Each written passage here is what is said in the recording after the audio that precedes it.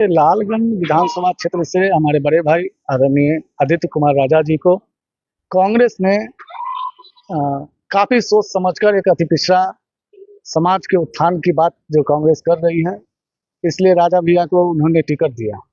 और 16 तारीख को मेरे बड़े भाई को सिंबल दिया गया महागठबंधन की ओर से, और 17 तारीख को हम लोगों ने नॉमिनेशन किया। ठीक नॉमिनेशन से 2 घंटा पहले आदरणीय तेजस्वी जी के द्वारा, आदरणीय लालू प्रसाद जी के द्वारा यहाँ पे उसी गठबंधन के ही अंदर में लालटेन छाप से यहाँ की पूर्व विधायक अनु शुक्ला के बेटी शिवानी शुक्ला को सिंबल दिया गया और उन्होंने भी नॉमिनेशन दिया। जहाँ तक मुझे जानकारी है कि किसी दबाव में आके एक झूठा लिफाफा धरा दिया गया जो कि वो सिंबल पर नॉमिनेशन दे दे, लेकिन मैं आप लोगों को आश्वस्त कर देना चाहता हूं कि जहां तक मुझे जानकारी है कि महागठबंधन में इस बार तेजस्वी जी की सरकार बनने जा रही है और तेजस्वी जी कहीं से ऐसा कोई काम नहीं करेंगे कि उनकी सरकार बनते बनते रह जाए। क्या महागठबंधन में टूट की स्थिति है क्या? नहीं, महागठबंधन में टूट की स्थिति नहीं है, लेकिन अभी जो इसे आप ही लोग के द्वारा मालूम चल रहा है कि लगभग 8 से 9 सीटों पे जहां जहां कांग्रेस की प्रत्याशी खुद जहां कांग्रेस के प्रदेश अध्यक्ष आदरणीय राजेश राम जी वो जहां से चुनाव लड़ रहे हैं, वहां से भी महागठबंधन से राजद के सिंबल पे चुनाव का नॉमिनेशन हो गया है। लेकिन आज विशेष बैठक केंद्रीय कांग्रेस कमेटी और बिहार कांग्रेस कमेटी का बैठक हो रहा है और बहुत ही जल्द ही इस पर निर्णय ले लिया जाएगा। और जहां जहां जो पहले सिंबल जिसको मिल चुका है, जो गठबंधन में जितनी सीटें हमें मिली है उतनी सीटें पर कोई भी गठबंधन के कोई भी प्रत्याशी अगर नामांकन किए हैं तो निश्चित रूप से उनका नामांकन वापस होगा। अगर नामांकन वापस नहीं हुआ तो क्या रणनीति रहेगी? ठीक है, नामांकन वापस तो होना ही है। अगर नामांकन वापस नहीं होता तो आप समझ लीजिए कि एक तरह से महागठबंधन में टूट हो जाएगी।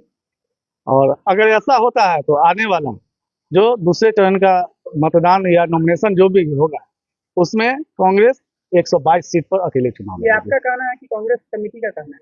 नहीं, जैसा कि प्रेस विज्ञप्ति से जानकारी हुई है, क्योंकि तो जब आपने हमें 61 सीट दे दिया तो 61 सीट में ही जिस प्रकार अभी एनडीए में भी आप लोगों ने देखा है कि चिराग जी को महुआ सीट दे दिया गया, ये लालगंज सीट दे दिया गया, उसके बाद भाजपा ने अपना प्रत्याशी उतार दिया। तो इसी प्रकार है कि निश्चित रूप से गठबंधन में सभी लोग आपस में बैठ के, नेतृत्व बैठ के और आपस में फैसला लेंगे और पार्टी का जो भी निर्देश होगा हम लोग करेंगे। एक आरोप ये भी लग रहा है कि आपके जो बड़े भाई हैं उनको जब लालगंज विधानसभा से टिकट दी गई है तो उसमें एक आरोप लग रहा है कि पप्पू यादव जी के द्वारा जो है जबरदस्ती उनको टिकट दिया गया है। नहीं, जबरदस्ती नहीं दिया गया, क्योंकि ये सीट अति पिछड़ा की सीट और ये सीट शुरू से बेस बनिया का सीट आदरणीय लालू प्रसाद जी के द्वारा ही बनाया गया है। जब 1990 में जब लालू प्रसाद जी की सरकार बनी थी तो यहाँ से सबसे पहले बेस समाज के ही उम्मीदवार को यहाँ से उतारा गया। यहाँ से 3 बार बेस समाज के ही विधायक बने हैं और इसी को देखते हुए कांग्रेस ने भी अपनाया है कि यहाँ से बेस समाज के, अति पिछड़ा समाज के बच्चा को किसी को भी टिकट देके यहाँ से विधानसभा पहुंचाने का काम करेंगे। आप विधानसभा में चुनाव जब क्षेत्र में उतरिएगा तो जनता को क्या कह करके, मतलब क्या आपका योजना रहेगा जिससे आपको जनता आपके पीछे आपको वोट करे?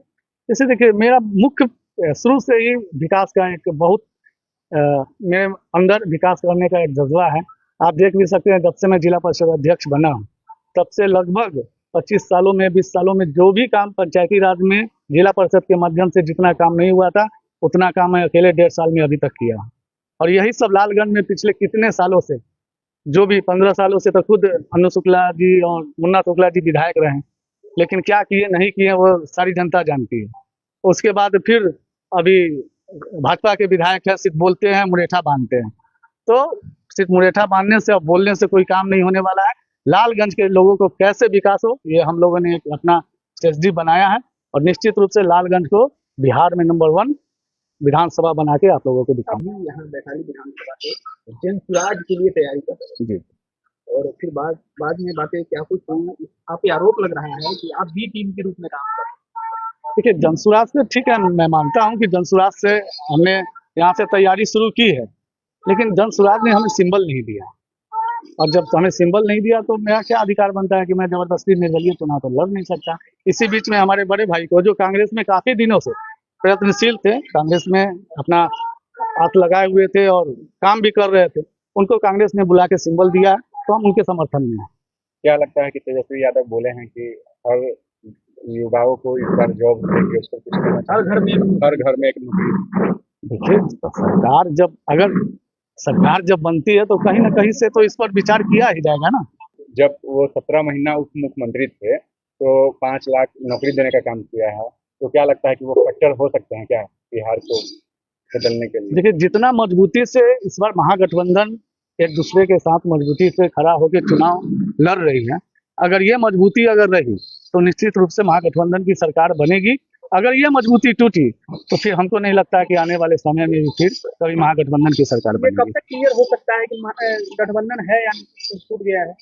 ये आज 18 तारीख है। कहना है ये बहुत, मतलब समझिए कि एक बहुत बड़ी बात आप कह रहे हैं कि अगर नहीं होता है, अगर महागठबंधन नहीं होता है तो अगले विधानसभा जो अगला चुनाव है उसमें आप लोग तो भाई 122 पर कैंडिडेट कांग्रेस एक नेशनल पार्टी है ना, कांग्रेस एक नेशनल पार्टी है, और बिहार में तेजस्वी जी की सरकार बनानी है तो सभी गठबंधन और गठबंधन धर्म का पालन उनको करना ही पड़ेगा। तो क्या कांग्रेस की तरफ से गठबंधन धर्म का पालन नहीं किया जा रहा है या तेजस्वी यादव की तरफ? अच्छा, यहाँ से कांग्रेस ने अपना प्रत्याशी पहले घोषित किया, वैशाली में पहले प्रत्याशी घोषित किया, राजापाकर में पहले प्रत्याशी घोषित किया, उसके बाद एन वक्त पर नॉमिनेशन खत्म होने के एन वक्त पहले 2 घंटा पहले आप किसी को अपना सिंबल दे देते हैं और प्रत्याशी बना देते हैं। इससे क्या साबित करना चाहते हैं? पूरा ये मतलब तेजस्वी जी पर आरोप लगा रहे हैं? नहीं, मैं तेजस्वी जी पर आरोप नहीं लगा रहा हूँ, ये कहीं ना कहीं मिसअंडरस्टैंडिंग है, और ये मिसअंडरस्टैंडिंग आने वाले इसके अंदर जनता में एक भ्रम फैलाया जा रहा है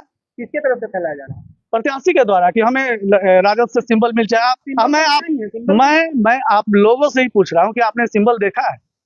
अगर किसी सीपीआई पे अगर आया है तो फिर आपका कहने का क्या मतलब कि वो शिवानी शुक्ला फेक सिंबल पर जाकर के नॉमिनेशन किए हैं? हाँ, बिल्कुल हो सकता है, मैं भी, इसमें कोई शक की बात नहीं है। धन्यवाद।